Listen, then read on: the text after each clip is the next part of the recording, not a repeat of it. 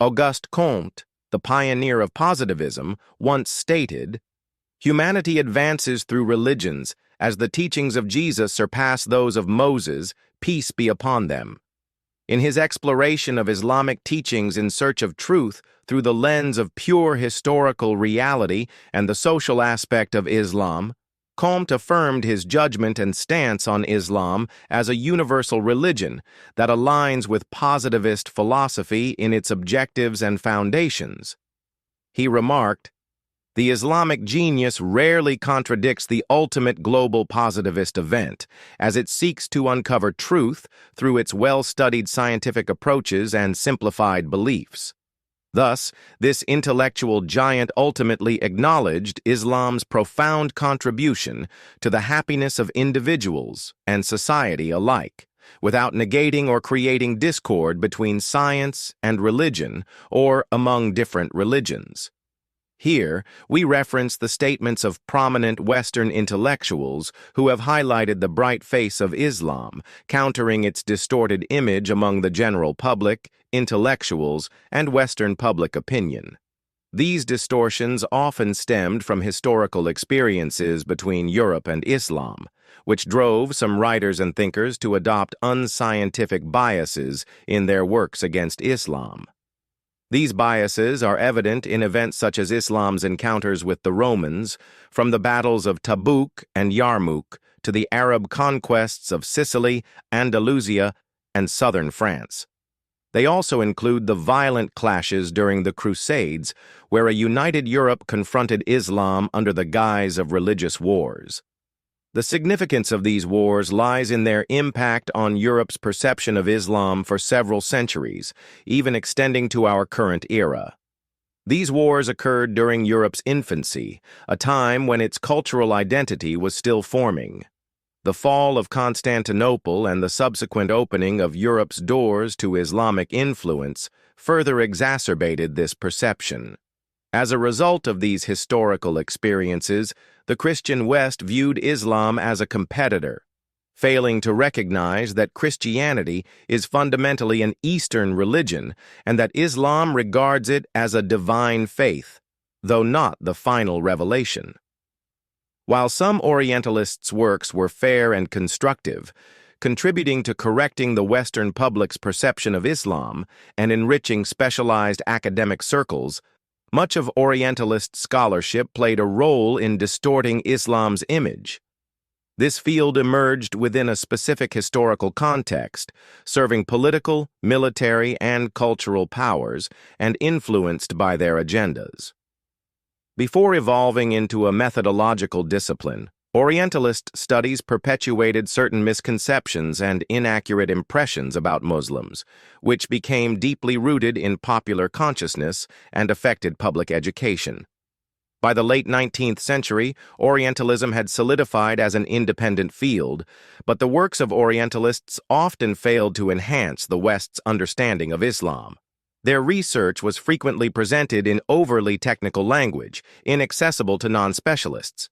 The intersection of political agendas and the conflation of Islam with political practices gave rise to a new intellectual school, isolated, superficially specialized, but active in producing widely disseminated works. These works, targeting an uneducated and uninformed audience, drew conclusions from contemporary events to critique Islam arbitrarily, presenting a distorted image rather than an objective truth. After this brief exploration of Islam's essence and our review of select verses from the Quran and the Bible, we plan to delve deeper into these topics in future discussions. If our conclusions are valid, they may serve as evidence to counter atheistic forces.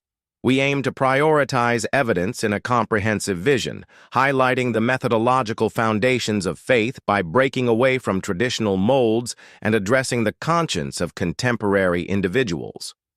In the age of reason, science, and technology, these cannot replace adherence to truth, justice, and divine guidance. The eternal questions must be explored and answers provided within a religious framework balanced with scientific inquiry. Relying solely on one or the other has proven ineffective.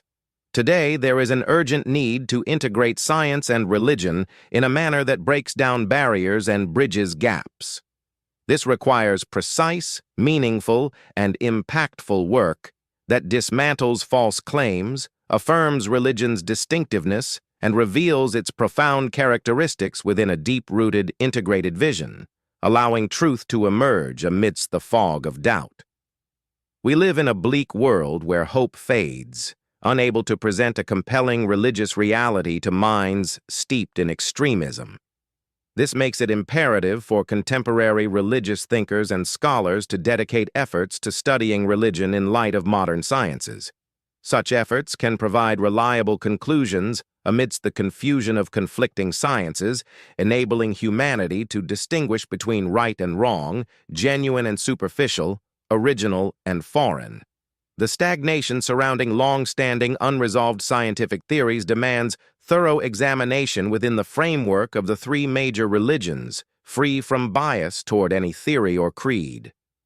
Only then can we hope to find credible answers and achieve certainty. We firmly believe that the absolute truth underlying the mysteries of life and the universe resides within the divine scriptures, both in their apparent and hidden meanings, truths that remain concealed from most people. This alone serves as evidence of the unity of their source. The author of these words has chosen to venture into interpretation, despite not being a specialist in religious sciences, rather than remain silent to avoid criticism or misjudgment. Of whether he is correct or mistaken, critics will always find a point of entry.